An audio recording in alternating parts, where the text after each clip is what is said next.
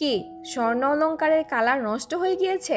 ব্যবহার করতে করতে স্বর্ণের কালার একদম কালো হয়ে গিয়েছে? মুহূর্তের মধ্যেই ঘরে বসে এই এক চিমটি জিনিস দিয়েই করে ফেলতে পারবেন নতুনের মতো চকচকে। 100 বছরের পুরনো স্বর্ণ যদি হয়ে থাকে, একদম কালির মতো কালোও যদি হয়ে থাকে, সেটাও হয়ে যাবে নতুনের মতো, সেটাও আবার বিনা খরচে ঘরে বসে। কিভাবে কি সম্ভব বিস্তারিত থাকছে আজকের ভিডিওটিতে, তাই অবশ্যই শেষ পর্যন্ত দেখুন। আসসালামু আলাইকুম রহমতুল্লাহ, স্বাগতম সবাইকে তামান্না ডেইলি ব্লগ চ্যানেলের আরও একটা নতুন ভিডিওতে। আশা করি সকলেই ভালো আছেন। আচ্ছা দর্শক, আপনার ব্যবহার করার স্বর্ণ অলংকারগুলো কি একদম কালো হয়ে গিয়েছে? দুশ্চিন্তায় আছেন কিভাবে এগুলার আসল কালার ফিরিয়ে আনা যায়, রং কেন এত পরিবর্তন হয়েছে? তাহলে অবশ্যই আজকের ভিডিওতে সমাধান খুঁজে পেয়ে যাবেন। তাই ভিডিওটি কোনোভাবে কেটে দিবেন না, স্কিপ করবেন না। ভিডিওর মাঝামাঝিতে কিন্তু গোপন এক টিপস রয়েছে স্বর্ণ অলংকার ঝকঝকে করার। দর্শক, যেটা করতে হবে, প্রথমে স্বর্ণ অলংকারগুলোকে সুন্দরভাবে ধুয়ে পরিষ্কার করে নেবেন। যত কালো হয়ে যাক, যত ময়লা পড়ে যাক কিংবা রং নষ্ট হয়ে যাক, যে স্বর্ণ অলংকার থাকুক না কেন, সব একদম সুন্দর কালার হয়ে যাবে ঘরে বসেই, তাও আবার বিনা খরচে। আর এটা কিভাবে পরিষ্কার করতে হবে বিস্তারিত জানতে হলে আমার এই চ্যানেল তামান্না ডেইলি ব্লগসে কিন্তু ভিডিও আপলোড করা আছে, আপনারা চাইলে দেখে নিতে পারেন। তারপরেও বলে নিচ্ছে, সামান্য একটু পেস্ট, একটু শ্যাম্পু দিয়ে পানির মধ্যে মিক্সড করে মিশিয়ে একটা ব্রাশের সাহায্যে কিন্তু খুব ভালোভাবে এটাকে পরিষ্কার করে নিতে পারবেন। তো দর্শক, পরিষ্কার করে নিয়েছি। নেওয়ার পরে এই পর্যায়ে যেটা করব, একটা পাত্রের মধ্যে পানি সেই পরিমাপ নিতে হবে আপনার স্বর্ণ অলংকার যে পরিমাণ, এবং খেয়াল রাখতে হবে জিনিসগুলো যে দিবেন যে পাত্রের মধ্যে একদম যাতে ডুবানো থাকে, পানি যাতে ভর্তি করা থাকে, এই পরিমাপ পানি নেবেন। তো আমি বাটিতে 1 বাটি পরিমাণ পানি নিয়ে নিয়েছি। আর এ পর্যায়ে পানির সাথে জাদুকরি এক রেমেডি দিলাম। এটা কি জানেন? এটা হচ্ছে হলুদ। 1 চিমটি হলুদ দিয়ে দিলাম পানির মধ্যে, খুব ভালোভাবে মিক্স করে নিলাম। এখানে কিন্তু মরিচ ফাঁকি মেলানো নয়, যেটা আমরা রান্নার কাজে ব্যবহার করে থাকি, শুধু হলুদ ফাঁকি অথবা হলুদ গুঁড়ো। চাইলে কাঁচা হলুদ বেটেও দিতে পারেন, মরিচটা ব্যবহার করবেন না, মরিচের যে মশলা আছে সেটা নয়।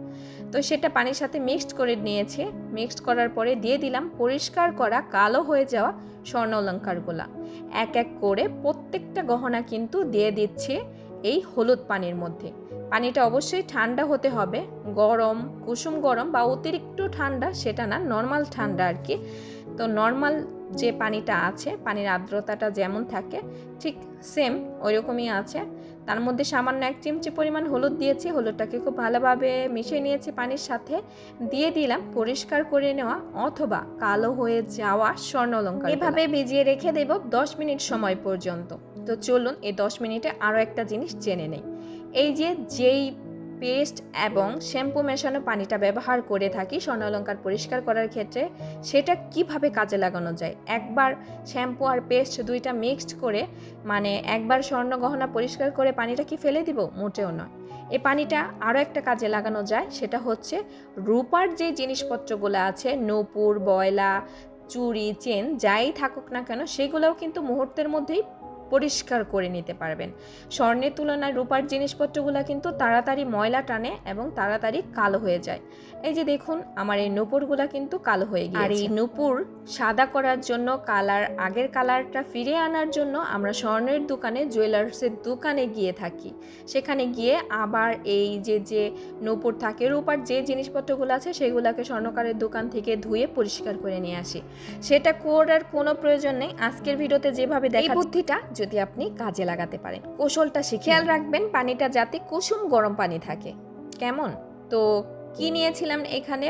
কুসুম গরম পানির মধ্যে নিয়েছিলাম সামান্য পরিমাণ পেস্ট ও সামান্য পরিমাণ শ্যাম্পু, যেটা স্বর্ণ অলংকার পরিষ্কার করার ক্ষেত্রে আমি বানিয়েছিলাম। সেম এই পানিটার মধ্যেই কিন্তু ভিজিয়ে রাখলাম নূপুরগুলা। আর এইদিকে কিন্তু স্বর্ণ অলংকারগুলা ভিজিয়ে রেখেছি কালার ফিরিয়ে আনার জন্য হলুদ গুঁড়া মেশানো পানির মধ্যে। তো 5 মিনিট সময়ের জন্য ভিজিয়ে রেখেছিলাম, হাতে বেশি সময় নেই এর জন্য। আর অনেক সময় কিন্তু বেশি গরম পানি দিয়ে থাকি, অনেক নূপুরে দেখা যায় এইরকম স্টোন পাথর বসানো থাকে, পুঁথি বসানো থাকে। অতিরিক্ত গরম পানি হলে কিন্তু সেগুলা ফেটে যায়।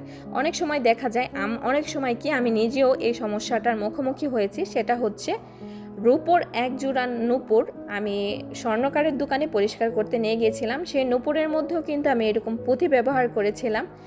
পরে যখন আনতে গিয়েছি, আনার পরে দেখি পুঁথিগুলো ফেটে গিয়েছে, কালার নষ্ট হয়ে গিয়েছে।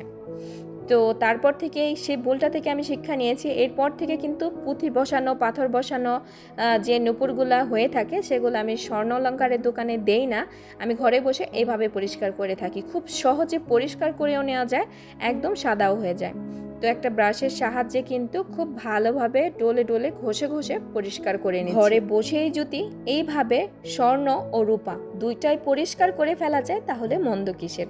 আমার কাছে তো মন্দ মনে হয় না। এই পর্যায়ে এক এক করে 2 জোড়া নূপুরই কিন্তু আমি ভালোভাবে পরিষ্কার করে নিব। আপনারা সাথেই থাকুন।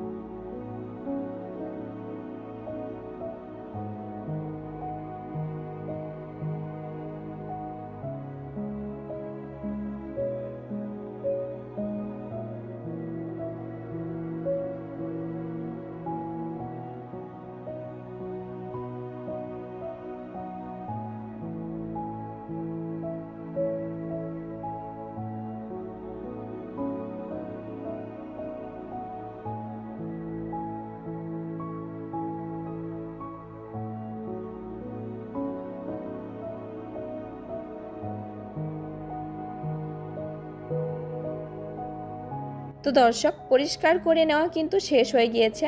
আবার নর্মাল অন্য একটা পানি দিয়ে কিন্তু ধুয়েও নিয়েছি নূপুরগুলোকে, যেহেতু এই পানির মধ্যে শ্যাম্পু ছিল, তারপরে হচ্ছে পেস্ট ছিল, এর জন্য হচ্ছে নর্মাল ভালো একটা পানি দিয়ে এটাকে ধুয়ে নিয়েছি। এখন একটা সুতি কাপড়, নরম কাপড় দিয়ে মুছে পরিষ্কার করে নিলাম। একটু খেয়াল করে দেখুন, নূপুরগুলো কিন্তু কিছুক্ষণ আগেও অনেকটা কালো ছিল, কালো হয়ে গিয়েছিল।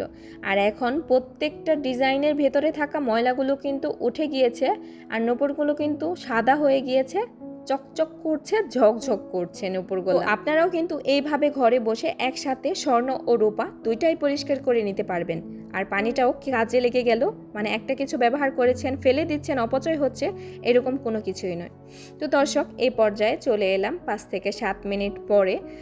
এই তো 5-7 মিনিট পরে এখন পানিতে ভেজানো, হলুদ পানিতে ভেজানো সেই স্বর্ণালঙ্কারগুলোকে উঠিয়ে নিতে হবে। বেশি সময় ধরে একটু রেখে দিবেন। উঠানোর পরে যে কোনো সুতি নরম কাপড় অথবা টিস্যু দিয়ে মুছে পরিষ্কার করে নেবেন। এই যে গহনার গায়ের মধ্যে যে পানিগুলো আছে সেগুলোকে মুছে পরিষ্কার করে নেবেন। দেখবেন কতটা পরিবর্তন হয়েছে। প্রথমে অবশ্যই স্বর্ণালঙ্কারগুলোকে ময়লা ছাড়িয়ে নিতে হবে, সুন্দরভাবে পরিষ্কার করে নিতে হবে। পরিষ্কার করার পরে একটা পাত্রের মধ্যে একটু হলুদ নেবেন, পানি নেবেন, মিক্সড করে মিশিয়ে তার মধ্যে হচ্ছে আপনার কালার চলে যাওয়া, রং নষ্ট হয়ে যাওয়া স্বর্ণালঙ্কারগুলোকে ভিজিয়ে রাখবেন। কিছুক্ষণ পরে উঠিয়ে দেখবেন কালার কতটা পরিবর্তন এসেছে। এইভাবে কিন্তু হারিয়ে যাওয়া স্বর্ণালঙ্কারের কালারকে ঘরে বসে ফিরে আনা সম্ভব, যতটা ঠিক আপনি চান। তো দর্শক, ভিডিওটা কার কাছে কেমন লেগেছে অবশ্যই কমেন্ট বক্সে কমেন্ট করে জানাতে ভুলবেন না। ভিডিওর এই পর্যন্ত থাকার জন্য আপনাদের সবাইকে আন্তরিকভাবে ধন্যবাদ।